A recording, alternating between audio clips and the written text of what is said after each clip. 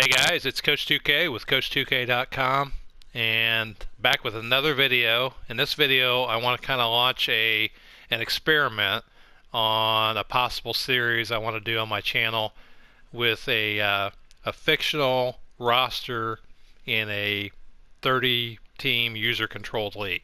So this is the first time I've really done a MyLeague. Most of the stuff, if you guys have watched my stuff over the years, you know that I'm a regular roster player. I like to use the Indiana Pacers all the time, and I've kind of religiously done that since I've been playing the game almost. And so I don't know if it's because I'm getting older or what, or if I just couldn't shoot this year and I just got so tired of it. I'm looking for a way to kind of expand, how to have fun with the game and improve my gameplay.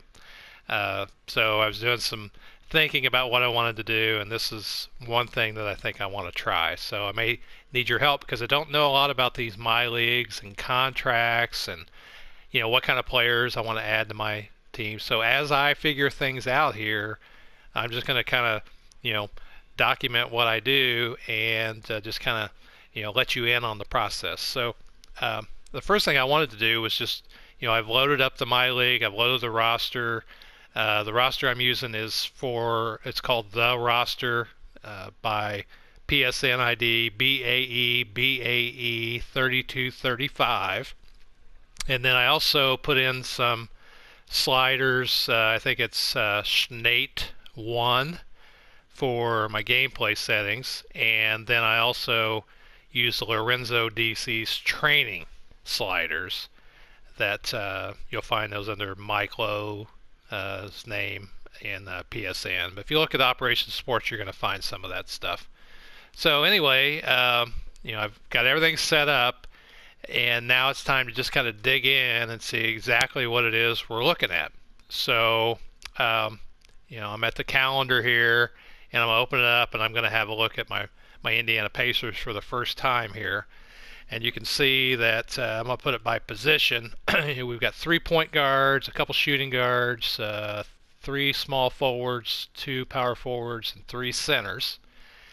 And our highest rated guy is this Stanley Cartwright guy. He's over 80. I would say not much different from the Pacers that I've been used to using. A highly rated guy, and everybody else is kind of in the 70s, sometimes over 80. I thought in exploring this, one thing, I don't know anything about any of these Pacers. These are all brand new guys. They're all fictional guys. And so we can kind of create any kind of, story we want out of them, which is kind of cool. And I won't be so worried about, that guy not doing what he does in real life. For example, George Hill, I've used him for, several years. I just couldn't shoot with him ever, even though I watched him in real life, and he'd knock down shots sometimes in crucial situations, and it'd just be so frustrating. Well, if Louis Bowman does that, I'm not going to be so concerned about that. I'm just going to try and, see what these guys have, and I won't know any different, really. And, league-wide, all these rosters are kind of exactly like this, in that I don't know who these guys are. So we're going to figure out who the superstars in the league, who they are, who's going to step up, and as we go along, we're going to find out about these guys, and I'm going to share everything I find out about them. We might make some stuff up as we go along. One of the things I was interested in is, where are these guys from? So I thought I'd go through the names here. Louis Bowman, he is from Illinois, and this Marquise Haynes is from UNC Charlotte. I got Michael Ray Grace, which is from Davidson. Stanley Cartwright, who is from Connecticut. Let's see, Chuck Jenks from North Carolina State. I got Carl Willis, and he's from Kent State. Simon Anderson is from Austin P. Mamadou Dang, that's a great name, Colorado State. And Harry Vaughn from Kansas. Joshua Doliak from Virginia Tech. Alex Tyus from Samford. Lenny Hansbrough from Duke. We got Brandon Ratliff, who is from Southern Utah. And so that is the squad. So, just kind of looking at, I always kind of look at shooting, looks like Vaughn can kind of shoot the mid-range. Three-pointers, we got a couple guys over 80. So, it looks like we might be lacking some shooting here. So, we're going to find that kind of stuff out. Now, as far as contracts go, this is something I've never really gotten into. This is the current salary cap situation. Looks like we're under the cap by about $10.5 million. We got 1, 2, 3, 4. We got 4. Looks like I guess you would call them expiring contracts. And this Cartwright guy, we're paying $22 million a year for. So, I have no experience working with these contracts and what to do.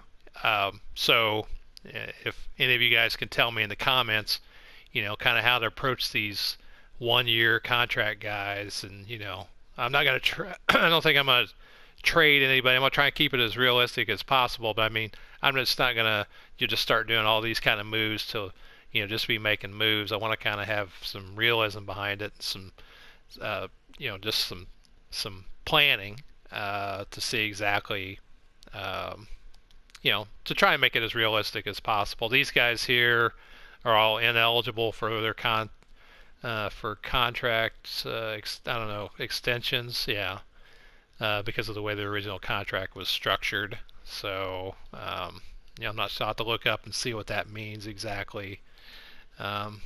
So anyway, this week it looks like we got, a training day, the Mavericks, at home. We got the Nets and the Bulls on the road. So these are our 3 games this week. We got 1 division game there.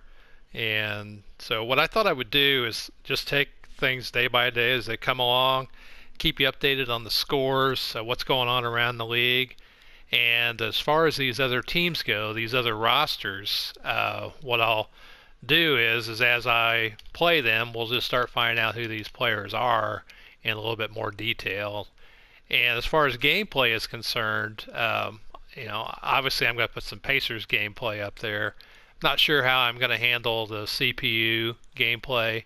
Maybe I'll put some up for play so you guys can see those guys in action. But for the most part, you'll see them when we actually play. And in the meantime, you'll kind of see the results of their scores of their games and how they're doing. So anyway, I'm interested in knowing what you think. If this is something that I enjoy doing, then I'll probably continue this in NBA 2K 18. I will either try and do it in NBA 2K 18 if I like it. If it's too long to get a roster going, I'm either going to use NBA 2K 16 or NBA 2K 17. The one thing I prefer over 16 is that the sound comes through on streams, and the one thing I like about NBA 2K17 is that on NBA 2K17 you can customize every arena. So in addition to fictional guys in the league, we can also have fictional team names and arena designs and uniforms, and I thought that might be more fun. So, but in NBA 2K17 you can't stream the sound if you stream those.